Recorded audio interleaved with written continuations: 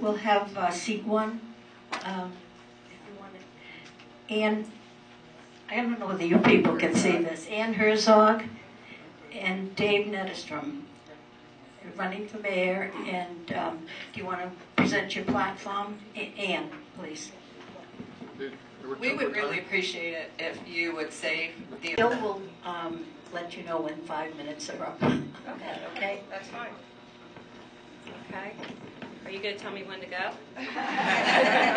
You've already lost 30 seconds. Get going. All right. I'd rather not use this. Can you all hear me? All right, I'll use this.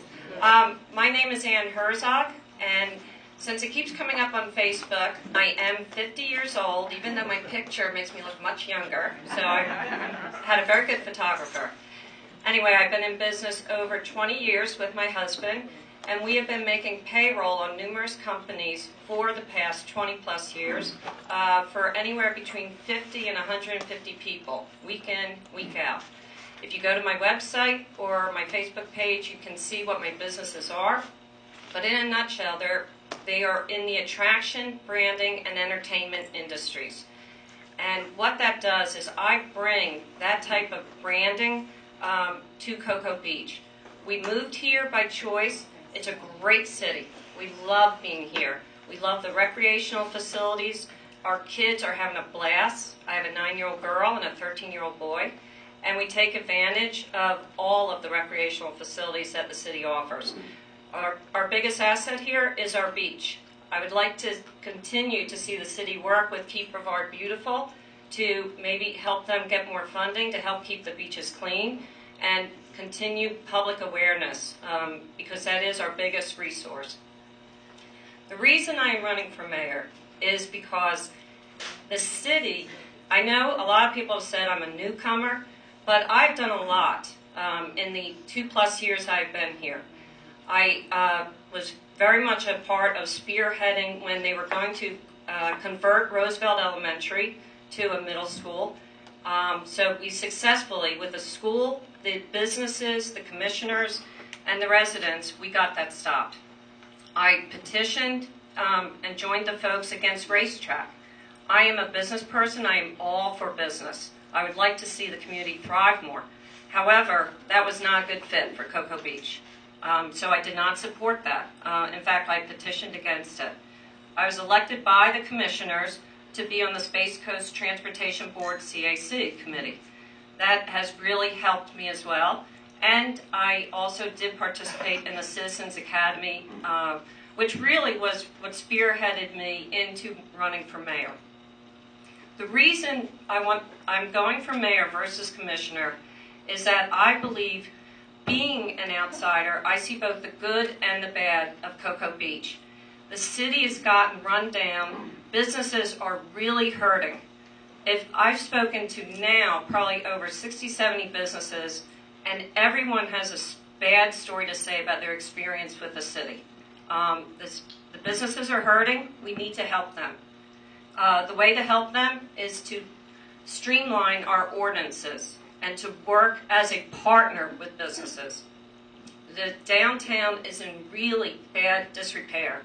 We continue to get more and more real estate being up for sale, and businesses are leaving because they're just about giving up.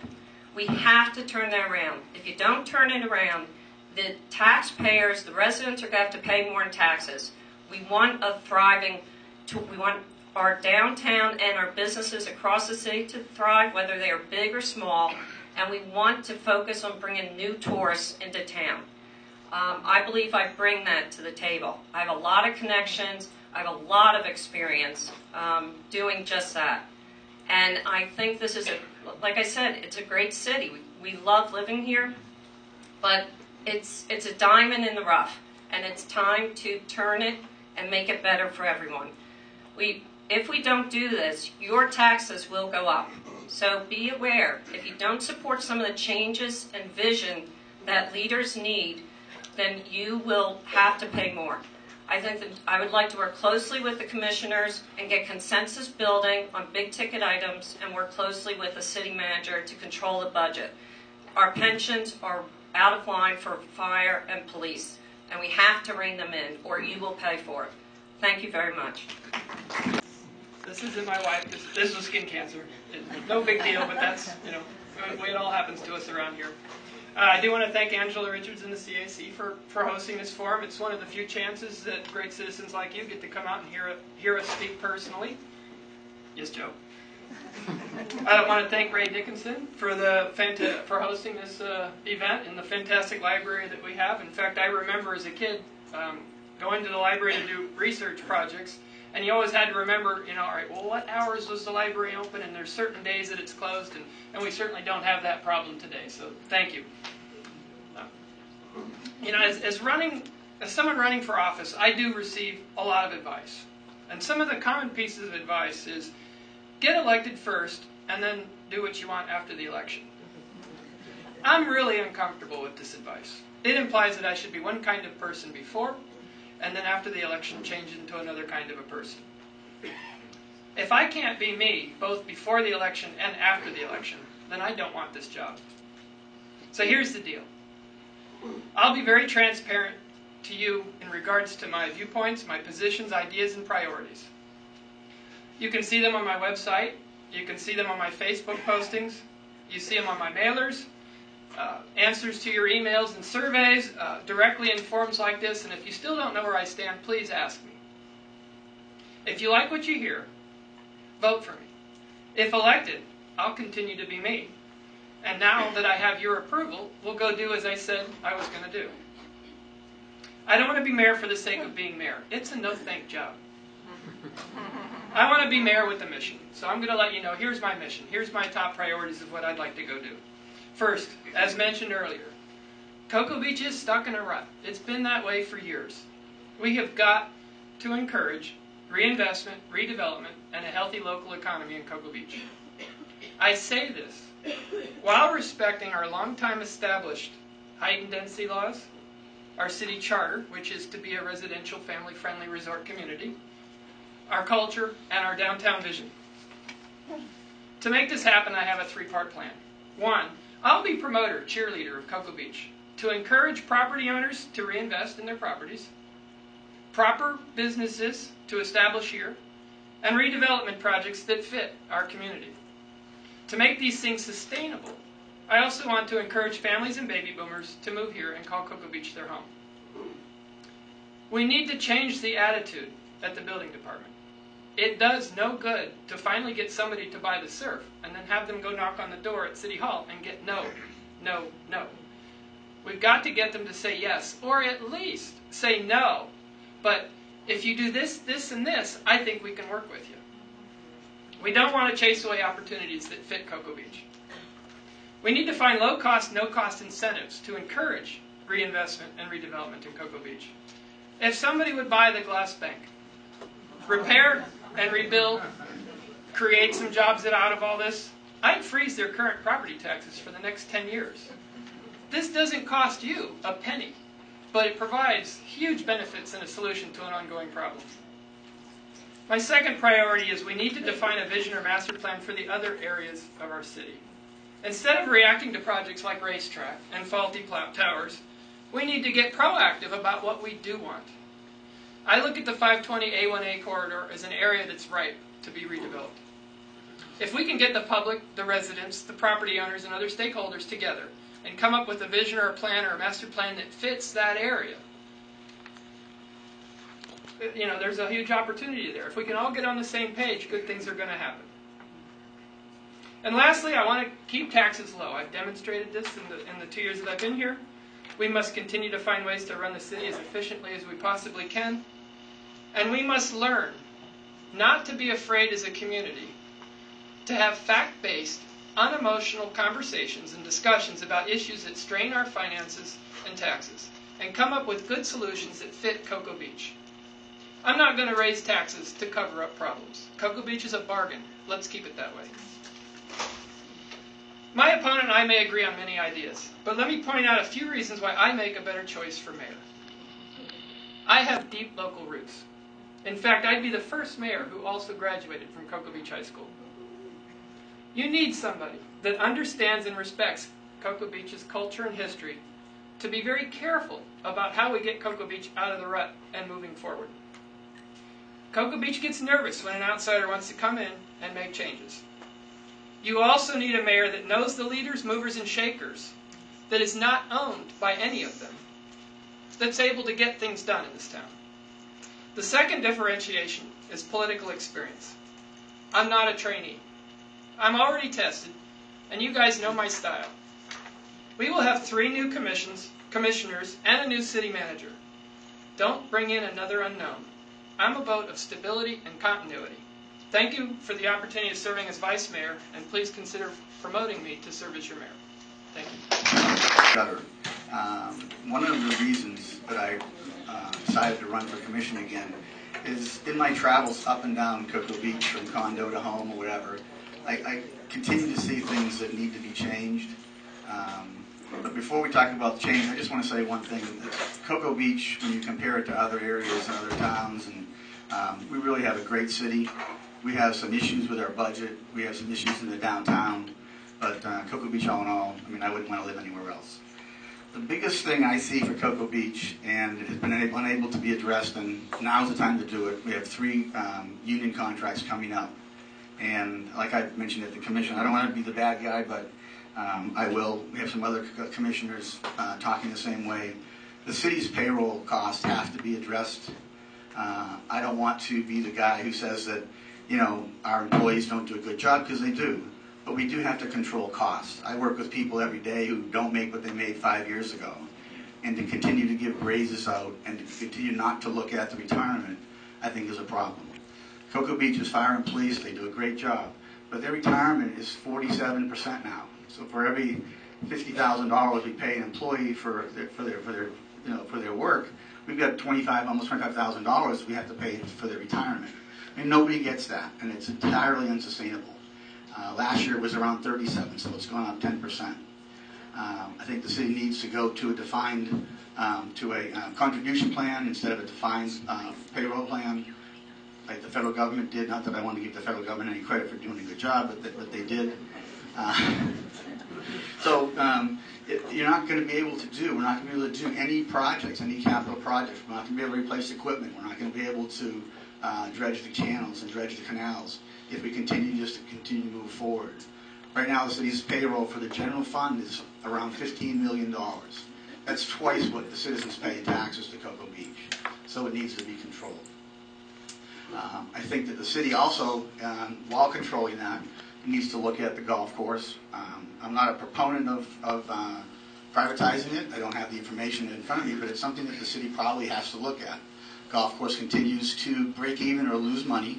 If we can find a better way, fine. I don't think we can, but as a commissioner, I think you have to look at every option and not just put your head in the sand and say, you know, we're going to do this no matter what. The pool loses money. We pay the tennis pro shop. I do believe that the city has a responsibility to provide recreation. So I don't think that every recreation, I don't think that the pool has to break even. I don't think that, you know, every park has to find a way to raise money. So the city does a pretty good job. We've got a whole bunch of small parks around town. They keep them maintained, and that's just a cost for the general fund, and that's a cost for recreation that the city needs to have. Once again, I would appreciate your vote for C2. If anybody has any questions, later on, I've got some pamphlets I passed out that have 10 or 12 of the issues I think are important. Can't really get to them all in 5 minutes. And the answers and what I feel about those issues, not just let's move forward, let's do this, let's do that. And lastly, the city does need to work on the building department. Last commission, we had commissioners or a commissioner or whoever was supposed to be in charge of streamlining the building department. I can go to Brevard County and get a permit for a shutter for your house or your condo in less than 24 hours. Cocoa Beach still takes 5 to 7 days. And that really puts a problem on businesses, not just the business itself, but the people who are doing the work. You know, they come in to do a job and we get to do a tear down or whatever. You can't get started for a week or so. That puts the business behind, that puts the people that are doing the work behind, because they need to have, they need to have work. They can't be sitting around waiting for what to do. So that needs to be addressed. Thank you very much, and thanks for coming. Library for hosting. I just want to tell you a little bit about myself and why I'm running.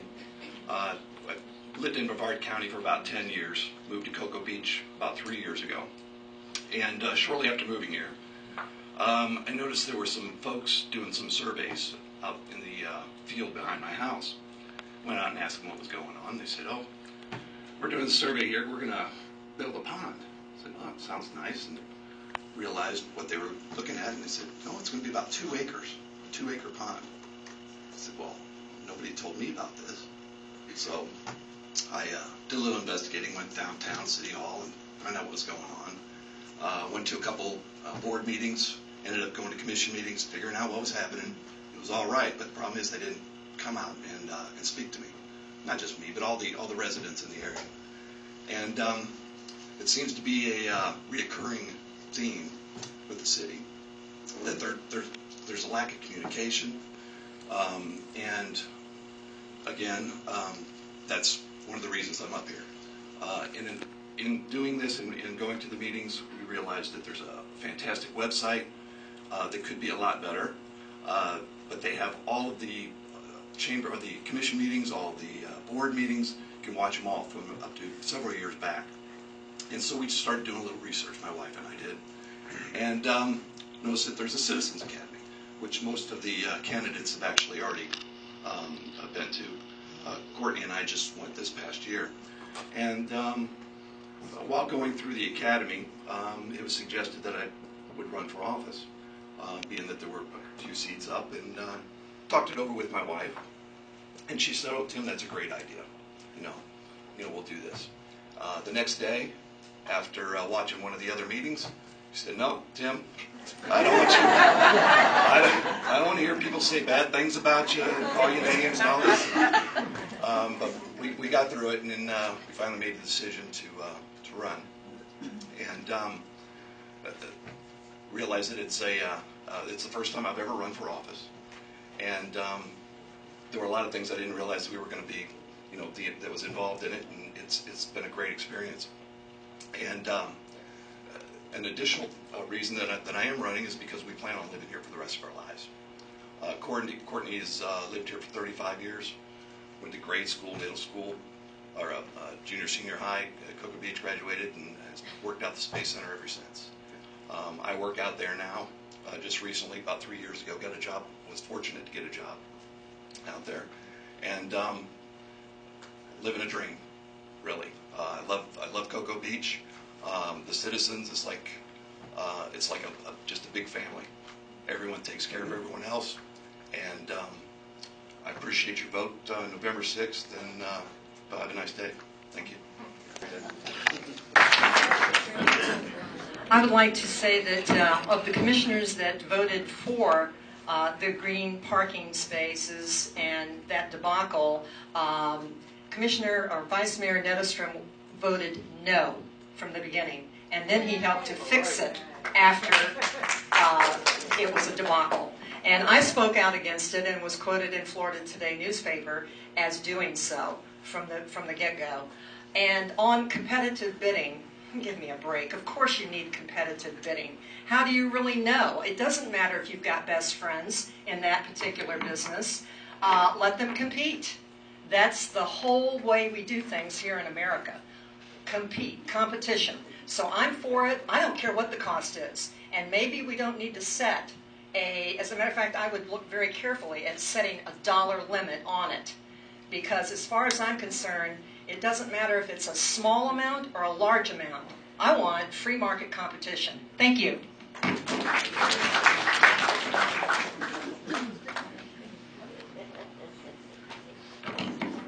I pretty much agree with all the other speakers. Competitive bidding process protects the taxpayer's tax dollar. So whatever is best for the taxpayer is best for the city. Thank you.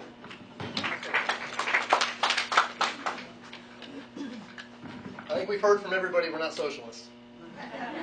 The only problem we're going to have is we need to look at the city and understand how to do our proposal process within the city. These can be very simple. The next commission is going to have to ask that question.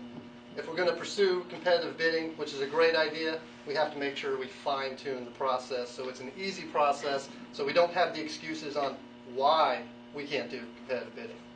All right? Thank you.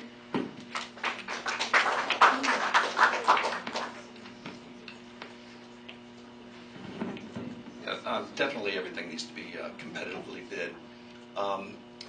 and it brings to a point, if you're bidding on something that is the actual process of bidding on it costs more than the actual thing that you're doing, that might be a problem. But then you have perception.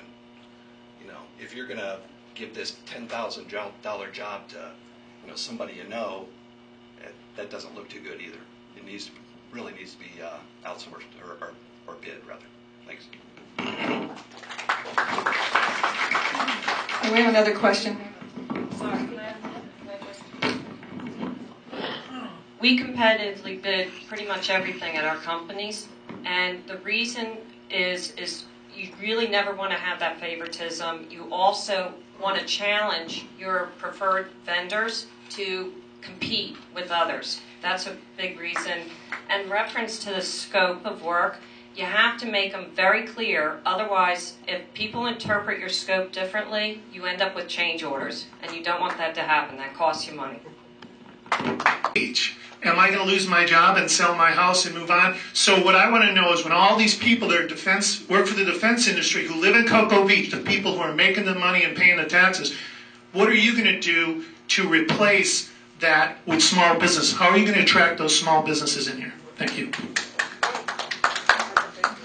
A good question. And as I said earlier, I'm going to take the role as the chief promoter, marketeer, cheerleader to help attract the right kinds of businesses in here. And it's not just food shops, clothing, that kind of thing. I think we need to target some small employers that fit in here. For instance, is there a group of 25 to 50 software developers that perhaps live in Orlando that could buy the Glass Bank, make that a really cool software development kind of a business? And what do I need to do to attract that?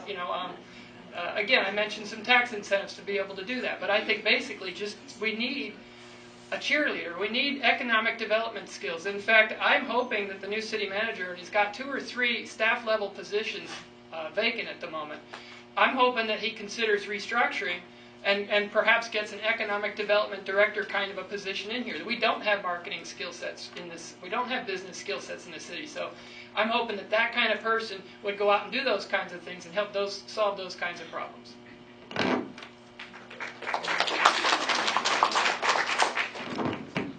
I'm just curious, if you want to be the head cheerleader, why haven't you done it so far, if you've already been on the commission for 2 years?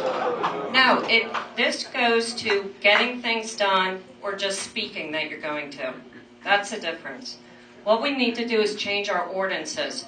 We are very, very unfriendly to businesses, large and small, to come into Cocoa Beach. The Chamber of Commerce has told me several times we are considered the most difficult city in the county for businesses to succeed. So that's a problem. Start with the ordinances. Make it simpler, make it more streamlined, help them. Be an ally to the businesses coming in, not an adversary. Thank you.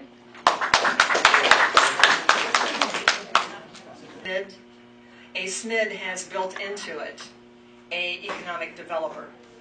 And the beauty of it is that you don't have to be disappointed when a CRA that is built on tax increment finance, TIF, and you're familiar with it as a business person, what happened to us this past year is, guess the grand total, the grand amount that came in to the TIF because our property values are going down, not going up, as the CRAs are, they're pegged to that.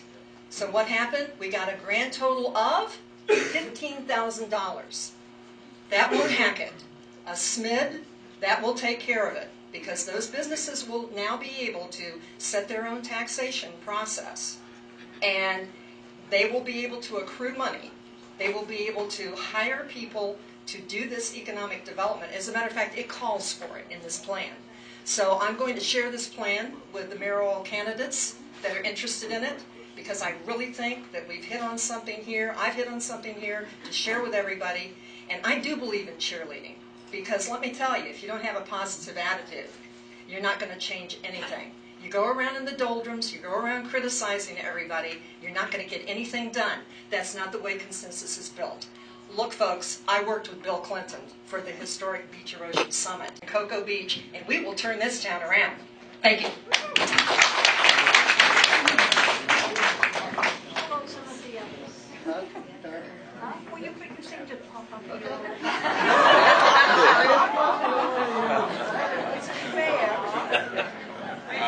regards to the racetrack issue, obviously I'm not in favor of a 16-pump gas station in the middle of A1A, but I think it was City Council's lack of advice to tell the folks on the boards that now that we're in a lawsuit with racetrack, how about advising them for the nice sum of money we're paying this gentleman about just letting them put 4 pumps or 6 pumps, because they wouldn't do it, but this way you're not going to get sued. So let's just think these things through a little bit. And in terms of your question to the other tax base promoting, there's different industries here left and right. Bertram Yacht Builders just came in. They manufacture luxury yachts. They just moved up from South Florida. It's not all doom and gloom, folks. There's a lot of business coming here. We need to find out how to do a better job of getting our share. If I was the chairman of the board that voted on that. I mean, that's only fair, right? I mean, Ben brought up that advising the boards. 1 minute. 1 minute. Okay. All right. What you had issues with the racetrack is the racetrack, per the Land Development Code, had rights. Okay? In those rights described in the Land Development Code are some gray areas of interpretation about what our community is. You know? So we have to make an interpretation. So, do we have a problem with this? Yes, we have a problem that the Land Development Code doesn't clearly tell people what they can and can't do. And if people don't want a racetrack in the middle of Cocoa Beach, guess what? That's the Land Development Code issue. So if you want solutions, what the next commission needs to look at, they need to look at the Land Development Code and have somebody do an analysis, say, what do we really want this city to look like? Does your code match the vision? Currently, it does not. That's why Racetrack came forward. And right now, we should be negotiating with Racetrack to understand what they really want. Because our lawsuit's actually with Harvey's for loss of business. Thank you. Thank you. Okay, we have another question. Herzog, Mr. John, and Miss Dillon, specifically. We have to say that, the people who don't have anything need to continue to fund stuff that I know you guys would like to keep. But a lot of, I'm not saying to get rid of your retirement. I'm just saying that as new people come in, however the FERS system did it, the system needs to be changed.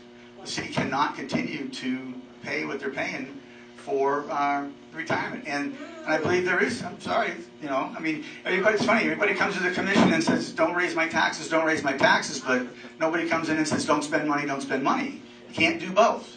If you guys don't mind raising your taxes, I'd be more than happy to put a ballot amendment out there to, spend another $10 million in the fire department if you want to raise your taxes. But if you don't want to raise your taxes, it creates an issue on how you can do it.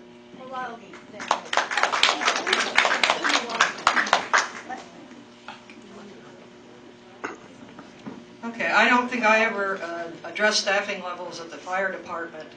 That's up to the fire chief and the city manager. We, as commissioners, we are the people that are responsible for policy. The one policy that I'm very concerned about is that we have promised pensions to our police, firefighters, and general employees. And our first responsibility is to make sure we can maintain that commitment into the future. There's no use promising somebody something and then not be able to follow through and give it to them. So our first responsibility is make sure these pensions are viable, that they are funded the way they should be funded. Right now, we only have 46 cents on the dollar of committed dollars for our police and firefighter pensions.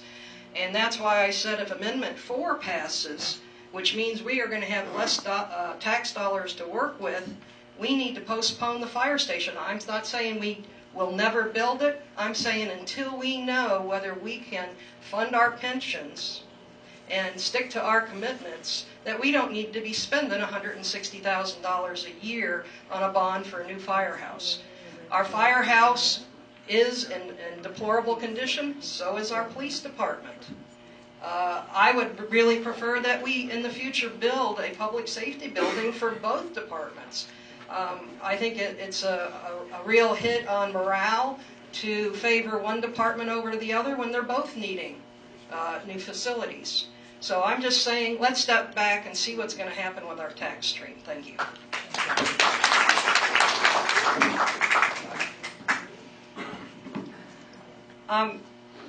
First of all, when it comes